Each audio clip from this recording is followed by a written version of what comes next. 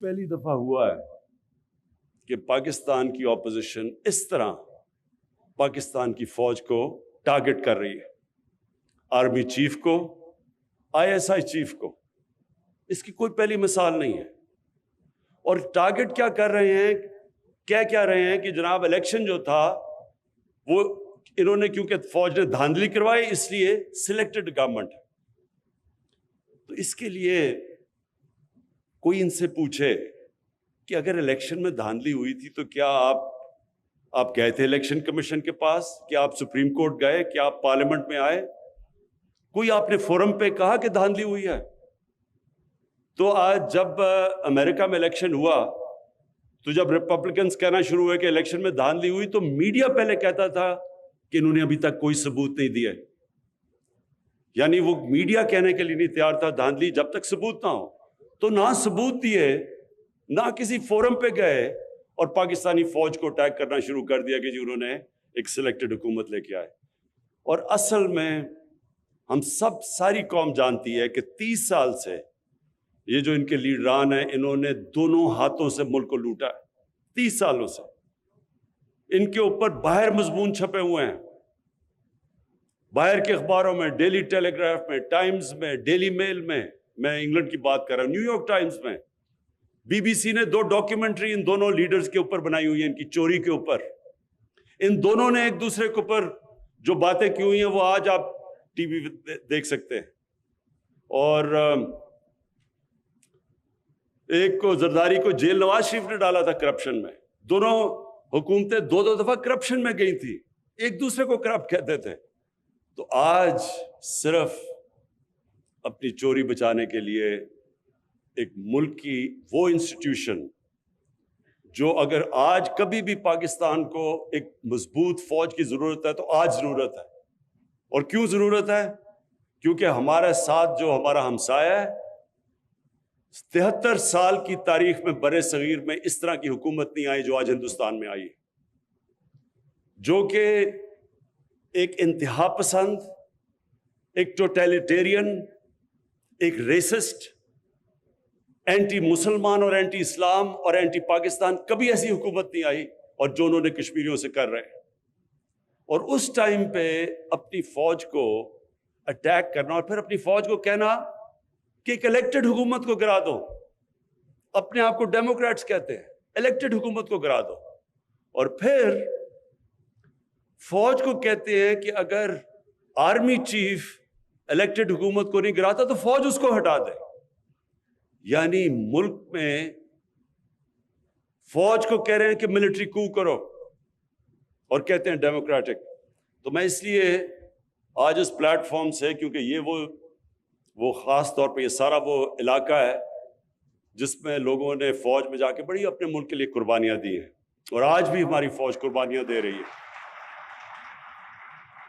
آج جو ہندوستان سے دہشت گردی کی جا رہی ہے بلوچستان میں، پاکستان کے جو مرج ڈسٹرکٹس میں، یہ ہمیں پتہ کدھر سے ہو رہا ہے. ہمیں تو پہلے سے ہی اندازہ تھا کہ یہ ہر قسم کا پاکستان میں انتشار پھیلانے کی کوشش کر رہے ہیں، اور آج بھی ہمارے فوجی جوان قربانیاں دے رہے ہیں. اور اس میں یہ جو اپوزیشن جو حرکتیں کر رہی ہے، میں نے کبھی اپنی پاکستان میں اس طرح اپنے ملک کو انڈرمائن کرنے کے لیے کبھی کسی حکومت کو نہیں دیکھا. اور صرف ایک ان کا مطالبہ ہے کہ ان کو ہم کسی طرح NRO دے دیں. یعنی جو چوری انہوں نے 30 سال سے کر رہے ہیں اور پیسہ باہر لے کے جا رہے ہیں، کسی طرح اتنا بلیک میل کریں. مجھے تو ان کو پتہ ہے کر نہیں سکتے، تو اس لیے اداروں کو اتنا بلیک میل کریں کہ کسی نہ کسی طرح پریشر میرے پہ ڈالیں کہ ان کی چوری کے لیے ہم ان کی چوری معاف کر دیں. اور آج میں اپنی اگلی بات جو شروع کرتا ہوں، جس کے لیے میں یہاں آیا ہوں، اس سے پہلے میں ایک بات کہنا چاہتا ہوں اپنی قوم کو. یہ سب یاد رکھ لیں، اگر ان چوروں کو کسی حکومت نے NRO دیا تو وہ اتنی بڑی اس ملک سے غداری کرے گا کہ دشمن وہ کام نہیں کرے گا جو وہ حکومت کرے گی ان کو چوری کو معاف کر کے. جنرل مشرف نے ان دونوں لیڈروں کو NRO دیا، اس کا نتیجہ کیا ہوا کہ 10 سالوں میں پاکستان کا قرضہ 4 گنا زیادہ بڑھا. کوئی بتائے کہ پیسہ کدھر گیا ہے؟ 4 گنا یعنی 6,000 ارب سے پاکستان کا قرضہ ان 10 سالوں میں، ان دونوں کو این آر او ملنے کے بعد انہوں نے جو 2 باریاں لی، پاکستان کا قرضہ 30,000 ارب پہ گیا ہے، 6,000 سے 30,000۔ تو جب میں اپنے آج جب پارلیمنٹیرینز اور اپنے پولیٹیشین سے بات کر رہا تھا تو وہ سارے کہہ رہے تھے ہمیں سڑکیں چاہیے، اور مجھے سارے آپ کے اس علاقے کو تو میں بڑی اچھی طرح جانتا ہوں، تو مجھے پتہ ہے آپ کے کیا مسئلے تھے۔ تو میں تب ان کو بتا رہا تھا کہ ایک حکومت جب ہم آئے تو جتنا ہم نے ٹیکس کا پیسہ اکٹھا کیا پہلا سال، اس کا آدھا چلا گیا ان کے لیے ہوئے قرضوں کی قسطیں ادا کرنے میں، آدھا چلا گیا۔ اور اب یہ جو دوسرا سال ہمارا گزرا ہے، پہلے سال میں ہم نے 2,000 ارب یعنی 4,000 ارب ٹیکس اکٹھا ہوا، 2,000 ارب قرضوں کی قسطیں دینی تھی ان کے لیے ہوئے قرضوں پہ، جو انہوں نے 4 گنا زیادہ قرضہ چڑھایا۔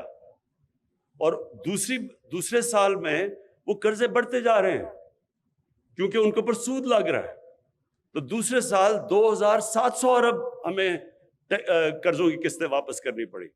اس لیے جو پیسہ خرچ کرنا ہے اپنے لوگوں کے اوپر وہ ہمارے پاس کم رہ جاتا ہے۔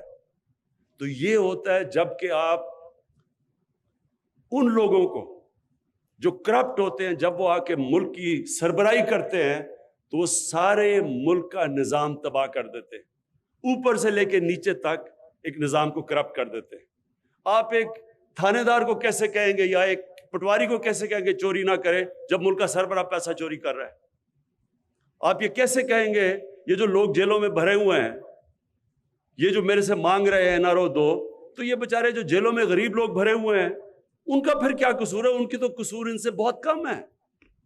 جو چوری انہوں نے کی اربوں روپے کی اور باہر جا کے بڑے بڑے محلوں میں بیٹھے ہوئے ہیں، تو وہ بیچارے جو جیلوں کے اندر پڑے ہوئے ہیں ان کی تو لاکھوں کی چوری ہوگی۔ تو مجھے یہ بتائیں کہ کیا ہم اپنے بچوں کو بتا رہے ہیں کہ طاقتور اس ملک میں جو مرضی کرے وہ بلیک میل کر کے این آر او لے لے اور صرف غریب آدمی کے لیے جیل ہے؟